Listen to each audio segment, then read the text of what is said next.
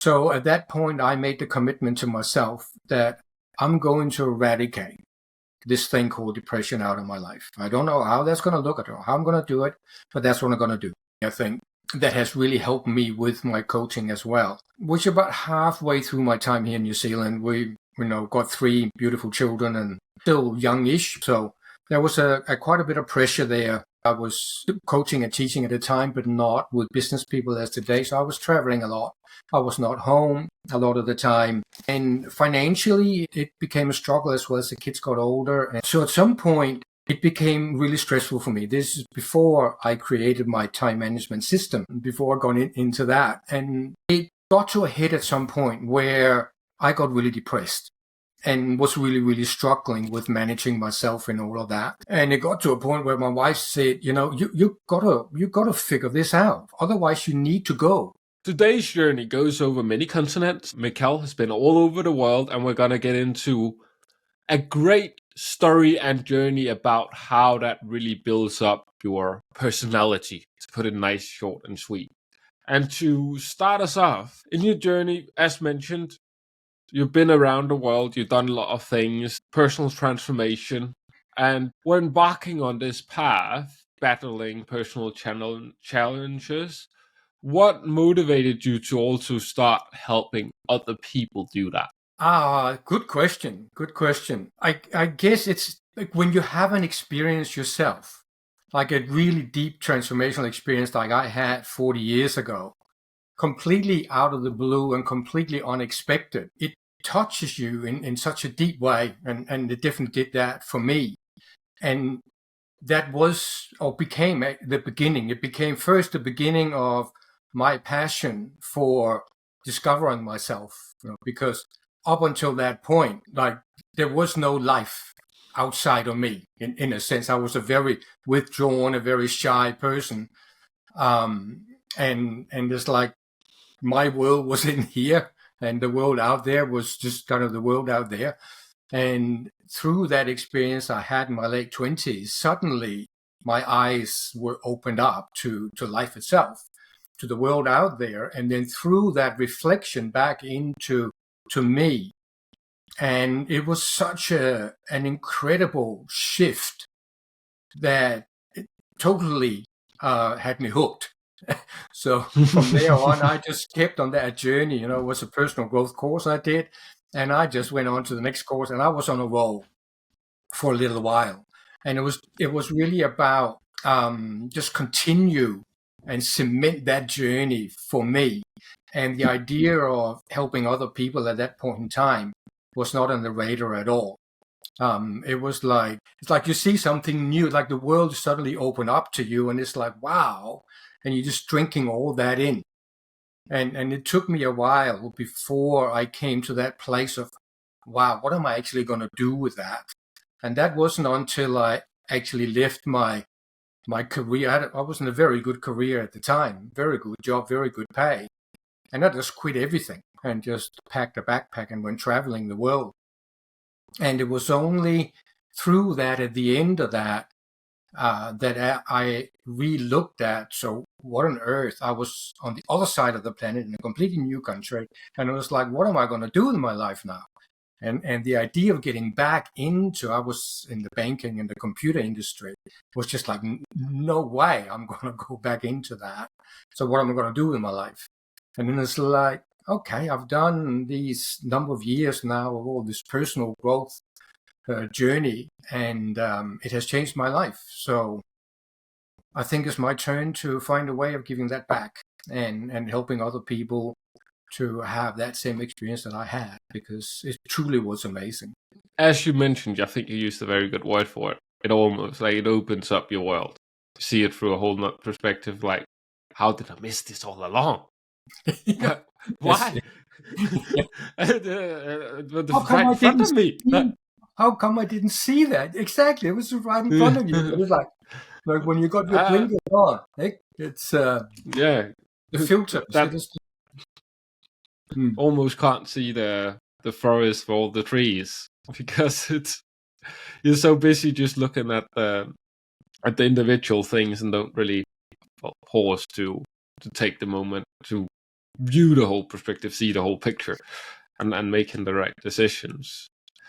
And going into your book a little bit, because you've written a great book on time management, which is, well, I do actually like the subject, but you call it a complete waste of time in the title, at least. I'll assume that's the accurate. And that, of course, seems to challenge the norm. So what's your problem with time management? What has it done you? My problem with time management is it doesn't work. And I've managed to experience that myself. And then through that, really investigated that at some point and dove into it to try to figure out why is it that it doesn't work. So that's my main problem with time management, is that it doesn't work. And so therefore the work is the next question. Yes, why does it work, So it's a complete waste of time because it doesn't work.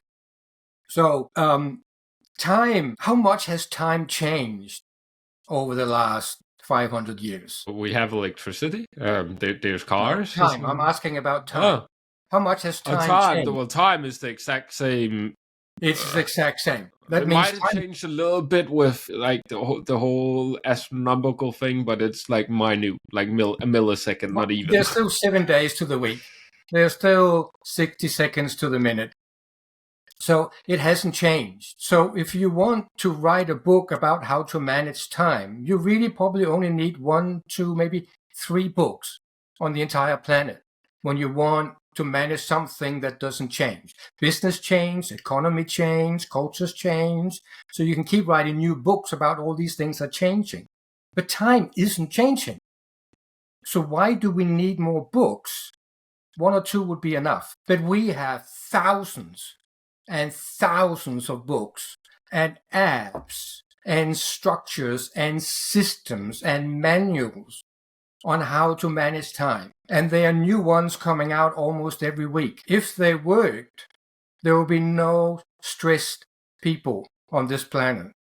There would be no people having problems with time, because it's a really simple thing, time, and it hasn't changed ever. So we don't need more books because nobody wants to be stressed, I believe.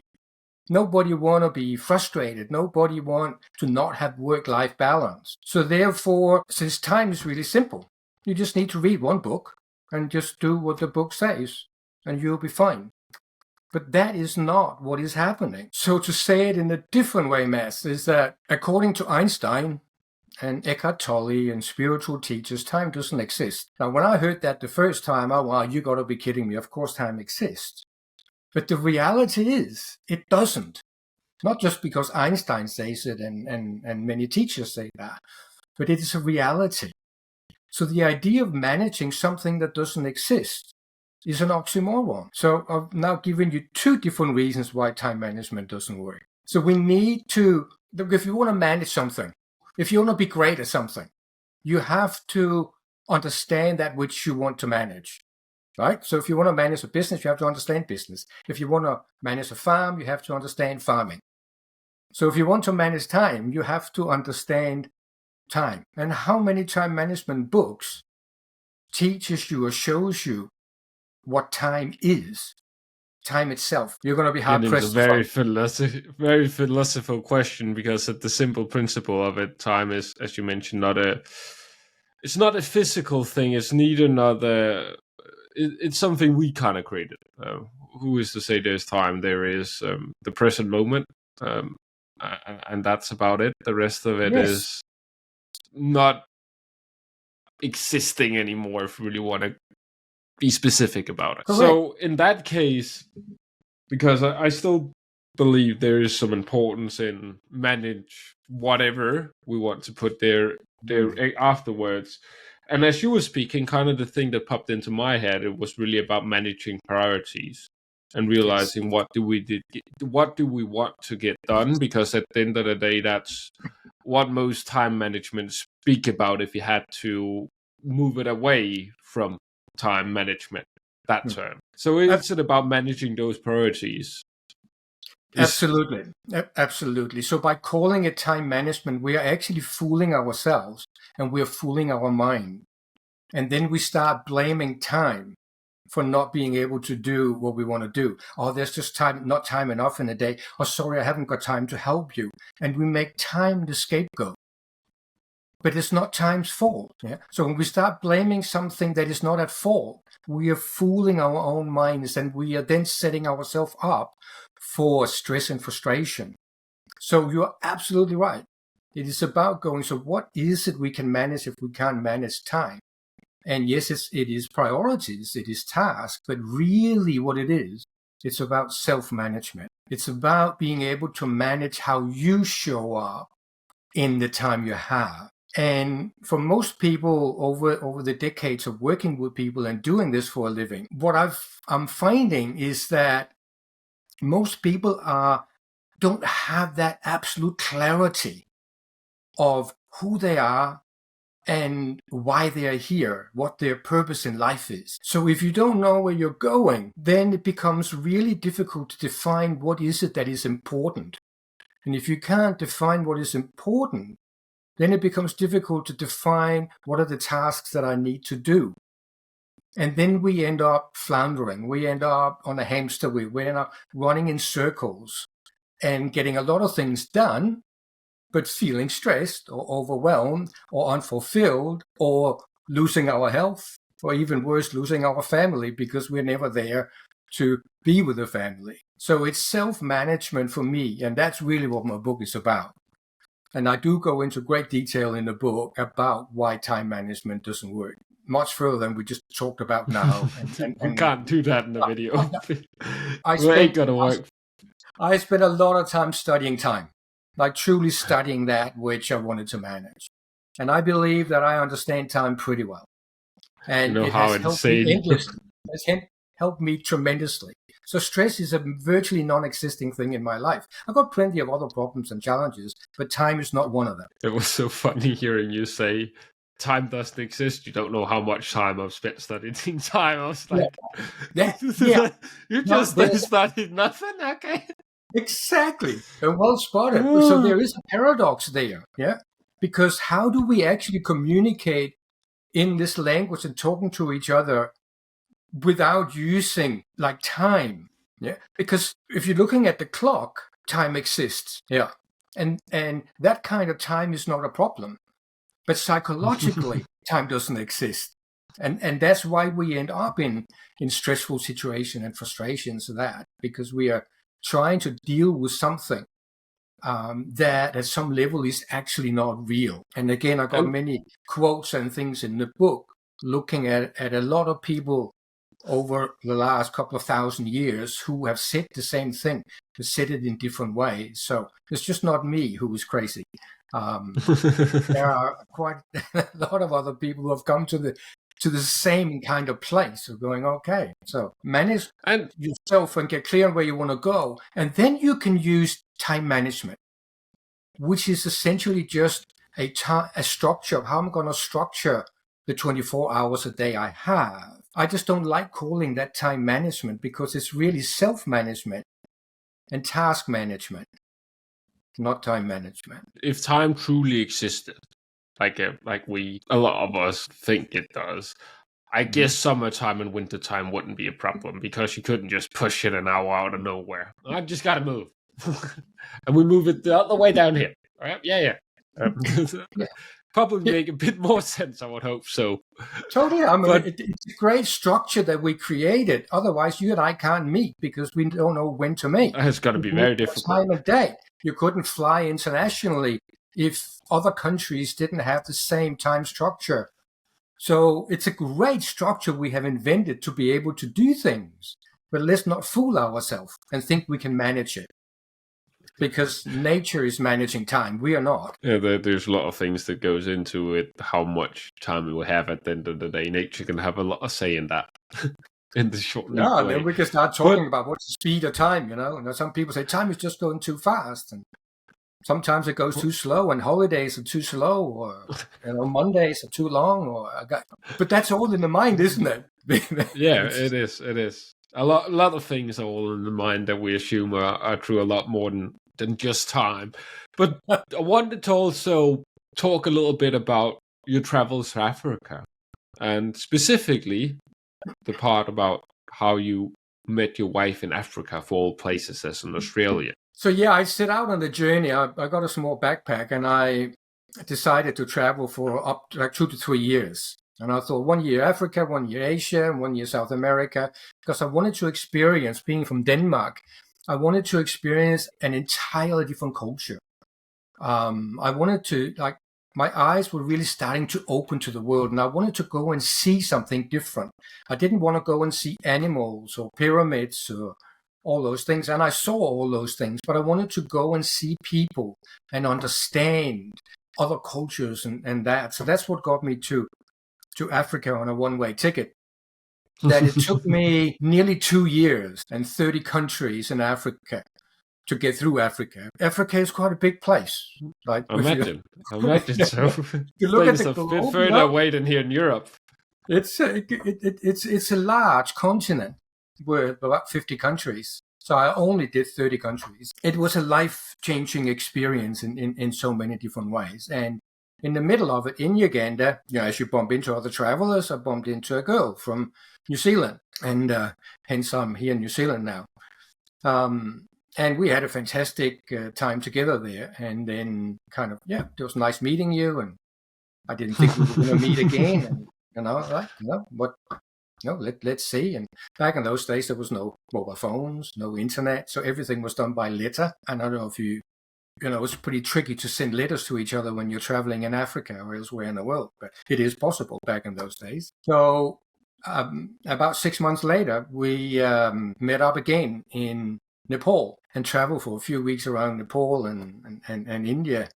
And that was an absolute disaster. It was like, what is happening here? And they're like, we're never going to meet again. Like we would, let's move on, and forget about this. And then I traveled on and eventually came back to Denmark and got the biggest culture shock of my life was coming back to Denmark. Back to the first world. It was just, I can tell that story another day. It was just unbelievable. So I got a bicycle, packed up a bicycle and just started biking around Denmark and Europe. And in that, I suddenly got a letter. Kathy is her name. I got a letter from Kathy and say, no, by the way, I'm arriving on this flight in London on this day, just in case you're around, kind of thing. I was like, I might accidentally be around. No. And I was like, at that point in time, I think I was in Holland.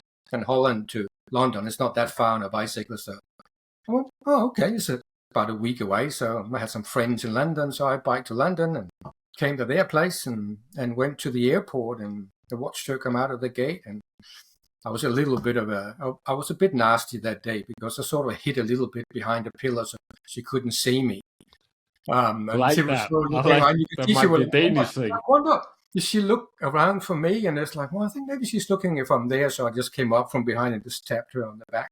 And then we had that was our third date in London, and it was absolutely magic. And then she went to Paris to work. There was one thing I hadn't done in my travels that if all our travelers were doing that I didn't want to do, but I thought you need to do that if you're a traveler, is to work in a bar to earn some money.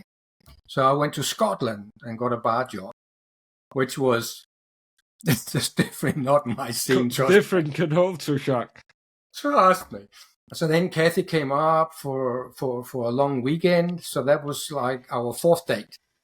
And that didn't go too well. And she went back to Paris. So I said, well, how about I come and see you in Paris? So eventually I ended up in Paris. So that was kind of our fifth date. So dating on 3 continents and 5 countries. And we decided to start a relationship there. So we spent 6 months while she was working there in Paris. And then she got homesick and wanted to come back to New Zealand. And now I haven't been to New Zealand. I've been in other places. But why not? I'll come along and see if I like it. And if I don't, I'll go back. And I've been here ever since. That's 33 years ago now. So that's how I met my wife. And we're still together. It's actually dating across 4 continents. Yeah, kind of. No, I thought that the last one in there. You're still there. Still counts. Thank you for adding that. We wrote a book. We've written 2 books together. about that journey. So we might have to update the book and say Mm-hmm. 4 continents. There you go. It is, I would say it's 4. You're still there. That one actually counts for more than the others if you really want to get down to it. But I hiding in the airport to see if someone would look for you, that sounds like something I might do. That might be a Danish thing. That might be born into a plot to just. This would be quite entertaining, actually. Why not? Don't give us too much time to think about certain things because you never know what's going to come up. At the end of the day, it could be all over the place. But going into circle back into your coaching as a personal evolution coach, how would you say your travels have helped you approach it differently compared to the traditional coaching methods? So the travel specifically, what the travels helped me with was a number of things. One, it probably was, I would say, the biggest personal growth course. I did a lot of courses, crazy courses around the world. But this traveling for nearly 3 years, I would say, was the biggest course of my life. And I learned a lot of things about myself, because when you go and travel into a culture that is completely different to your own, when you're in your own culture, everything around you is mirroring your own beliefs and your own cultural mindset up. And going into a completely different culture, you can actually start see your own culture, which when you're in, it's like the fish probably can't see the water because it's in the water. So when you're in your own culture, you can't truly see your own culture because you are that culture. And everything around you, like a mirror, is reflecting that culture back. When you go to places that have a completely different culture, completely different lifestyle, it allowed me to start seeing, one, my own culture, but it also allowed me to start seeing that there are actually other ways of doing life than my way. Of course, mine is the best. But, no.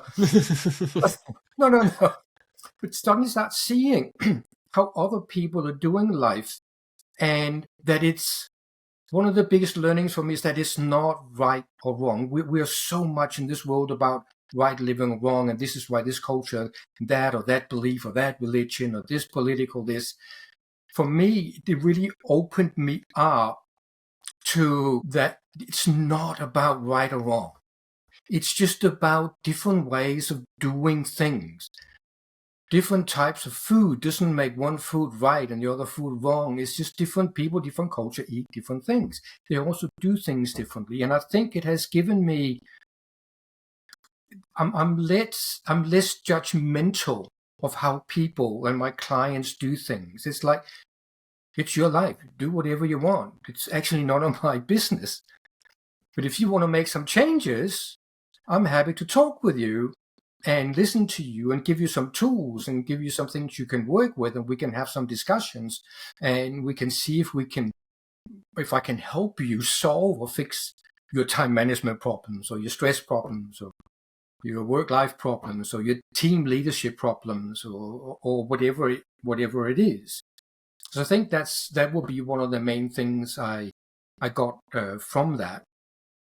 And one other thing I got that really stood out to me, particularly from Africa, is I have never in my life, out of having been to 60 countries in my life, I have never been anywhere where I have met that many happy people. Uganda, Ghana, Malawi, 3 of the poorest countries at the time on the planet, let alone in Africa, was where I met the most happy, friendly, hospitable people that would invite me in, because I always traveled off the beaten track, not where all the other whiteys were traveling, because I wasn't there to meet other white travelers. I was there to meet Africans.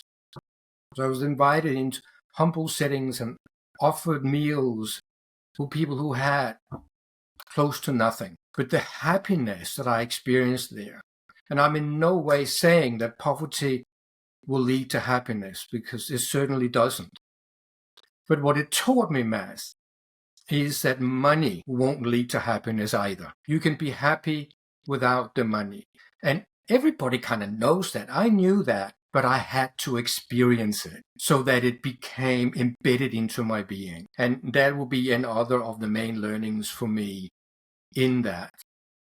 And that is then influencing also, back to your question about how I coach and the principles behind that. So there will be a couple of answers to your question. I appreciate that. Definitely. It's kind of, I would say there's a deeper meaning in both answers of how we should generally, in the West at least, look more outwards as to what are other people doing, because what I'm hearing from people that's either been to Denmark or when I'm traveling around, we're like very busy. We're always doing something. Oh, we're doing this, we're doing this, we're doing this. I remember being in Morocco myself, and we were like going up a mountain called Tubkal. And we had a couple local guides. You ask the guides for the time. They say, a couple hours. It's right around the corner. 4 hours later. A couple hours. We're there a couple of minutes. No problem. And most of the Danish people, as you probably well can imagine, got quite angry at the time being so unprecise. They basically, you could times it by 2.5 some days. Sometimes it was just, you could times it by 1.5. That was kind of, But they were like so angry at those guys because they were, and I just decided to, I don't care. I'm there when I'm there.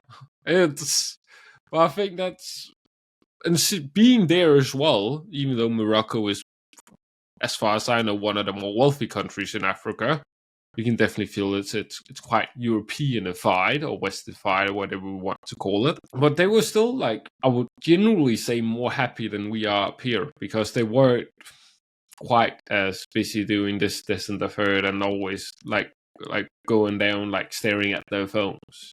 They had a more relaxed, chill life. For sure, probably if you go into like the big city like Marrakesh and do the same example, it's a bit different. It's definitely more busy in there. But if you go up to the rural areas, you meet very happy, very friendly people, as long as you respect their cultural norms and don't try to push your own cultural norms on them. Yeah. Yeah, that's just another way of sharing what I shared before when learning. Exactly. It is learning to respect other ways of doing it. Not that it's right or wrong, it's just different ways of doing it. And then if we can take some of that and make use of that in our own lives to make our lives happier or more easeful, then why not? Yeah, and it's going to be a little bit different. And this exact same thing won't work. I imagine if you tell a couple of Danish blokes that they can't drink in public no more, they ain't going to be very chuffed about that. It's going to be a little bit of a problem. But most countries you can't. And I think that's one of the most important lessons to learn in life in general. Just respect other people for who they are, and don't force anything down their throat. That normally doesn't lead anywhere particularly good, because they ain't going to enjoy it neither. But since you kind of, when I asked the question, said specifically from traveling, is there something that's different in your approach that doesn't necessarily come from traveling, but you would still say it makes a big difference for your clients? Definitely. There are a number of things. The travels is just one part of my journey. That transformation I had 40 years ago kind of was a seed was sown there, and then that seed just kept growing, and it's still growing today. Trust me, I'm still a work in progress, and still learning. One really big moment for me, I think, that has really helped me with my coaching as well, was about halfway through my time here in New Zealand. We, got 3 beautiful children, and they were whatever ages they were, still youngish, but primary school kind of level. So there was a quite a bit of pressure there, and pressure for me. I was coaching and teaching at the time, but not with business people as today. So I was traveling a lot. I was not home a lot of the time. And financially, it became a struggle as well as the kids got older, and the cost of that. So at some point, it became really stressful for me. This is before I created my time management system, before I got into that. And it got to a head at some point where I got really depressed, and was really, really struggling with managing myself and all of that. And it got to a point where my wife said, you gotta figure this out. Otherwise you need to go. It's not fair on the children. And that was the leverage I needed at the time. I had a lot of tools. I learned a lot of things. And that was really the time for me to really truly test all these courses, all this knowledge, all this stuff I've learned. Does it actually work? So at that point, I made the commitment to myself that I'm going to eradicate this thing called depression out of my life. I don't know how that's going to look. I don't know how I'm going to do it, but that's what I'm going to do. And the way I'm going to do it is I'm going to jump into the rabbit hole, as the saying goes. And I've seen over the years many people jumping into the rabbit hole, and most just get back out of the hole, and others just end up getting stuck in the hole. And they're just in there working through that thing forever. I said, I'm not going to do that. I'm going to go into the rabbit hole, and I'm going to carry on because I want to see what's at the bottom of the rabbit hole. Because when I asked around, I could never get an answer to what's at the bottom of the rabbit hole. And I wanted to figure out what was at the bottom rabbit hole. And I'm glad I did, because I figured it out. And it has helped me massively, of course, in my own life, but also in my coaching. And it happened one night around midnight. Wife next to me, fast asleep, kids fast asleep. And I was there just totally focusing on just keep going down, darker and darker, more and more uncomfortable. And at some point, a number of things happen, probably within about a second or a second and a half. Like it happened so fast. And then I fell asleep, just instantly after. I woke up the next day, depression gone. It's been out of my life ever since. And what I discovered at the very bottom of that hole, that how dark it is and how utterly hopeless you are when you get to that point. And in that moment, I understood why people kill themselves. So I'm from Denmark. I knew nobody in Denmark who had committed suicide. When I came to New Zealand, my wife's father committed suicide, her brother, and it's rampant here in New Zealand. So I was like, wow, like it's everywhere here. And I couldn't understand how could people get to such a dark place that they would do that to themselves. Now I understand. I know exactly why people do that. Because in that place, my kids didn't matter, my wife didn't matter, my life didn't matter. And if suicide had been something that I had grown up with, that was a viable, acceptable kind of way of getting out of your problems, I could quite possibly have done that at that moment in time, because there was no reason to continue. But it just, for some reason, was not in my setup. So that was one really, really powerful experience of, so when people come to me and say they're in a really, really dark place and they really don't know what to do and how to get out of it, at least I can say to myself, and maybe to that person if it's of use, is I think I know what you're talking about. Like I can relate to, I can have empathy with people at that level and make them feel it's okay to feel like that. And there is light at the end of the tunnel. There is something on the other side. Because the next thing that happened within that same second was the most mind-blowing realization. There is no rabbit hole. It is a pure mental fabrication, just like time, that we have made up. And if somebody had told me that, I would say, yeah, theoretically, philosophically, I can see that could be true. But it wouldn't have much impact on my life if somebody told me that. When I experienced it, it had a massive impact. So that, in a roundabout way, when I work with people, having that experience and knowing that the rabbit hole that they're in doesn't exist, I can guide people through that process in a completely different way. And I can get them to see the reality of that which they are experiencing, whether it's just irritation or mild frustration or a bit of anxiety or just full-blown like depression kind of thing. Again, it doesn't matter how intense it is. It actually still doesn't exist other than in their head, in our heads. Our mind's as good as playing tricks on us. Oh, it's not only good, it's not good at it, it is masterful at it. Yeah, very true. Very true.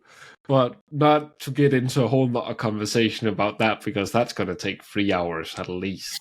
I have one final question I would like to ask you before we get into ending of this podcast. Just quickly, who would you say has been the most influential figure in your life, your journey? My dad. And not at the time, but in hindsight, long after he died, I came to realize, in part, why I had some kind of drive or openness to enter into this journey in the first place, because it wasn't a conscious decision. I wasn't out there looking at all, but there was an openness for something to come to me that then created that transformation and that. And up until only very recently, I wouldn't actually be able to say, what is that? But thinking back and rereading my dad's diary that he gave me specifically when I left Denmark, and he knew that we probably weren't going to see each other again. And he passed away shortly after I went to New Zealand. Looking through that and thinking back, he sowed something deep in me without, I think, him knowing and without me knowing. And one example of that is, in all the crazy courses, I did firewalking, and I became a certified firewalking coach. So I started teaching firewalking when I came to New Zealand. But I was assisting in firewalks. And I went to my dad and I said, "Hey, Dad, come on a firewalking course together with me," just as a joke. And he was 67 years old at the time and retired.